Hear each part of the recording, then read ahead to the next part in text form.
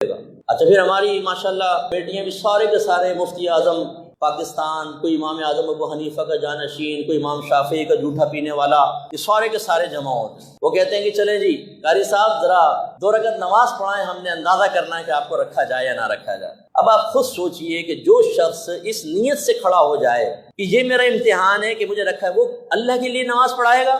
آپ نے تو اس کو ریاکاری پہ مبتلا کر دیا، حرام اور گناہ کبیرہ ہے۔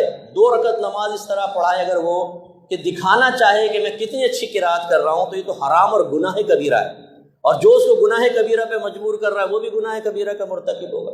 اب وہ خوش الہانی سے 2 رکعت پڑھا دیتا ہے، کبھی سے پوچھتے ہیں ہاں بھائی اچھا پڑھ رہا وہ ہے، چوڑے کمیٹی والے ہو رہے ہوتے ہیں نا کہ ہم ایسا ہیرا ڈھونڈ کے لائیں، اور اگر وہ تیز پڑھتے یعلمون تعلمون کے علاوہ کچھ سمجھ میں نہ آئے تو پھر وہ پبلک کہتی ہے حضور آپ تو واقعی ہیرا کیا، آپ تو ذخیرہ لے آئے پورا کا پورا۔ یہ آدمی چاہیے ہمیں۔ کھڑا ہو گیا بھائی یہ تو پوچھو کہ تو یہ تیرے عقیدے ٹھیک ہیں؟ میں نہیں کہتا ہوں کہ کوئی بد عقیدہ ہی ہوگا، لیکن سنی کا بھی عقیدہ صحیح ہونا چاہیے نا۔ سنی کیوں سنی کہلاتا ہے؟ اس لیے کہ وہ اہل سنت سے تعلق رکھتا ہے۔ اہل سنت کیوں کہتے ہیں؟ اس لیے کہ اس کے عقائد اہل سنت والے ہیں۔ اب عقیدہ پتہ نہ ہو، ہے اہل سنت والا، بھائی تو نے اہل سنت والا ہوا کیسے؟ پہلے عقیدہ تو سیکھ لے۔ عقیدہ سیکھا نہیں ہوا۔ اسی طرح احکام شرعیہ عملیہ پوچھیں اس سے، وضو کا طریقہ پوچھیے تھوڑا بہت، اس کے بارے میں کویسچن کریں، غسل کے بارے میں کریں، نماز کے مفسدات کے بارے میں پوچھے، سجدہ سہو کیسے لازم ہوتا ہے، لقمہ کہاں لیا جائے گا اور کہاں نماز فاسد کر دے گا، 2-4 کویسچن تو ہونا۔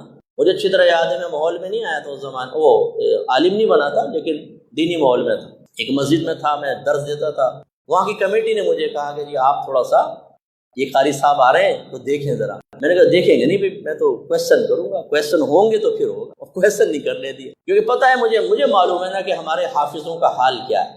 اللہ رحم فرمائے، مطلب میں کسی پہ بدگمانی نہیں کر رہا ہوں، لیکن خالی جھوم جھوم کے حفظ کر کے کوئی مسئلہ نہیں سکھائیں گے ہمارے اداروں کے اندر، اللہ ماشاءاللہ چند ایسے ہیں کہ جنہوں نے باقاعدہ حافظ کے لیے ضروری علم کا کورس بھی رکھا ہوا ہے کہ بھئی آپ عالم بن رہے ہیں، حافظ بن رہے ہیں، نماز پڑھائیں گے تو امامت کے مسائل ہیں، نماز کے مفسدات، واجبات، طہارت کے مسائل یہ بھی سیکھیں ساتھ میں، ورنہ ہمارے ہاں حفظ کروایا جاؤ، خالی حفظ کرنے سے وضو کے مسائل بھی آ گئے، غسل کے مسائل بھی آ گئے، نماز کے سارے مسائل بھی آ گئے۔ اگر واقعی ایسے ہی کوئی باکرامت شخصیت ہے جو حفظ کے ساتھ ساتھ خود ذہن میں انڈیل دیتا ہے تو بھئی مجھے ضرور اس سے ملواؤ، میں انشاءاللہ دست بوسی کی سعادت حاصل کر لوں، اور جو اس کے تیار شدہ شاگرد ہیں ان کو بلاؤ، ذرا ان سے 2-4 کویسچن کر لیں۔ تو یہ کوئی ہم اپنے بڑے پن میں عرض نہیں کر رہا ہوں، لیکن یہ شرعی اصول ہیں۔ کیسے ایک آدمی کھڑا ہو سکتا ہے جس کو مسائل ہی معلوم نہ ہو؟ حضرت عمر فاروق رضی اللہ تعالیٰ عنہ تو جب امیر المومنین بنے تو بازار میں درہ لے کے جاتے تھے